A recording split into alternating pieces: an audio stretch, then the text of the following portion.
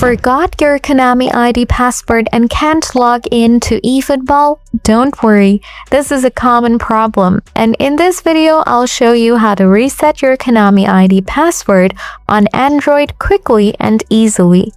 Let's get started. First, open the eFootball app on your Android device. Make sure you have a stable internet connection before continuing. On the main screen, tap on the menu icon, usually in the top right corner.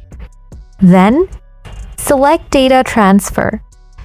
Now, tap on Transfer Data linked to Konami ID account. This will redirect you to the official login page. Now, tap Users with a Konami ID.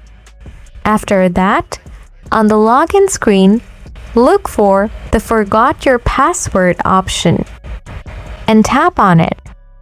Now enter the email address linked to your Konami ID and solve the CAPTCHA.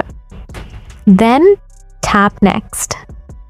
You'll receive a password reset link in your email inbox. Open your email and tap the reset link. Create a new strong password, confirm it, and submit. Now go back to the eFootball app and log in using your new password.